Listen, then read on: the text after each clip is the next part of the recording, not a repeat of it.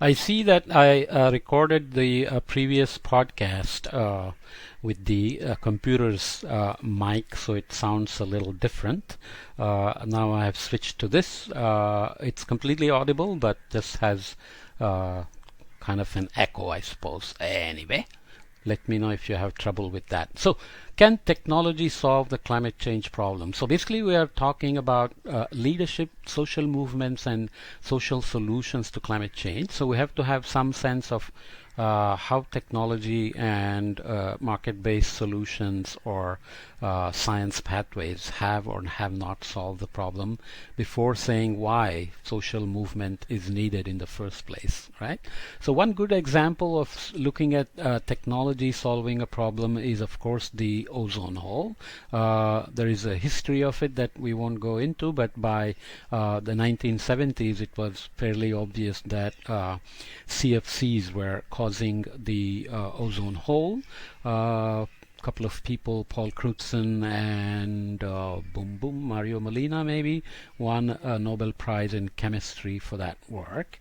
By 1987, the Montreal Protocol was in place based on the solution that existed of switching from CFCs to HFCs. So ozone hole as a problem was clearly going to affect everybody, every living form on life. It's not like climate that creates winners and losers. Plus, unlike climate change, ozone hole at the time was considered to have one solution. You get away from CFC and find a replacement and you are done. And I think DuPont had HFCs already, and voila, they sold it as a solution. And now we know that we have completely different problem on our hand with HFCs. So now HFCs need to be replaced, right?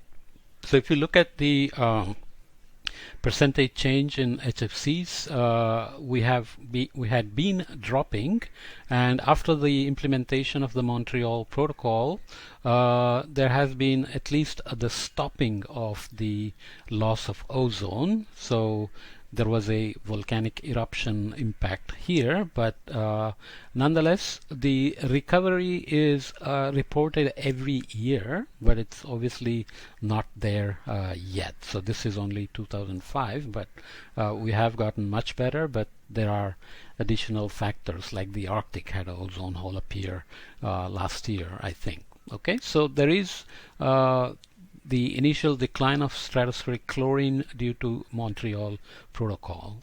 Okay, the key figures to remember there that the HFCs that replaced CFCs have a very different problem.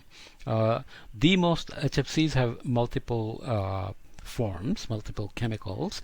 The most abundant one is 1430 times more damaging to climate than the carbon dioxide per unit mass. So the global warming potential of one form of HFC that's most abundant out of all of them is 1430 times more powerful than carbon, CO2. Okay? 10 to 15% of the emissions of HFCs are growing at a rate of 10 to 15% per year. So the growth rate is not small. At this rate, you double in literally couple of 3 decades. Okay, HFCs remain in the atmosphere for up to 29 years. Depends on the usage, and some of them can actually remain for much longer.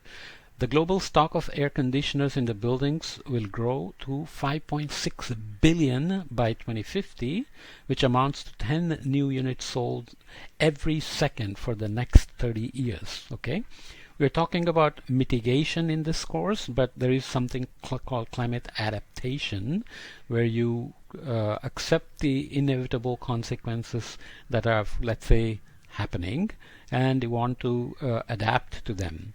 If there is warming happening, what is the best adaptation? You buy an air conditioner, right? So countries like India, the demand for air conditioning goes up exponentially, and especially because with economic development, you get more people with enough resources to buy air conditioners. So we basically solved the ozone hole problem fairly well, but we created this monster of HFC problem. So HFC already is being considered under Paris Agreement, has to be replaced by the developed world by I think 2025 or 2030. The developing countries have been given a longer time to transition, but it's unclear which technology will take hold. In the meantime, there are already some in the market. The green freeze, for example, uses naturally occurring hydrocarbons, mainly isobutene as the refrigerant and cyclopentane as the insulation foam blowing agent. Okay, I won't go into the details, but you can see that these efficient refrigerators are thousands of times less potent as global warming the global warming agents like HFCs, and they don't break down into acids like fluorolefins. Okay, so this is the example of Baskin-Robbins using the hydrocarbon freezer. We'll come back to see if market-based solutions work. So this is an example of a business trying to show that they are environmentally friendly. Okay, so in other words, technology has solved some problems, but it's not entirely clear that it'll solve all of the climate change problem. Mark Jacobson from Stanford is a big proponent of how we can completely switch to renewables by 2050. And he wrote something in 2009, I think, which got a lot of pushback, and he wrote this much more recently, I think last year or 2 years ago, arguing again that 100% of the country, 100% of the energy production in 139 countries by 2050 can be completely renewable. Okay, and he talks about how many jobs that will create and versus how many jobs will be lost. Okay, so residential rooftops solar, utility level solar plants, concentrated solar plants, onshore and offshore winds, and various options. So here is the estimates of business as usual energy demand, and if you go with the traditional sources which are polluting versus wind, water and sun, there will be a reduction of 42.5, almost 50%, close to 50% reduction he can dream of bringing about with this transition to 100% wind, water, solar, WWS, for all purposes: electricity, transportation, heating, cooling and industry. So obviously not everybody agrees with these estimates and the assumptions that go into it and so on, but it seems possible. Technologically it seems possible. You need to combine geothermal, wave energy. There are many issues of intermittency. For example, you have to find a way to store the energy when there is demand during the middle of the day or middle of the winter and so on.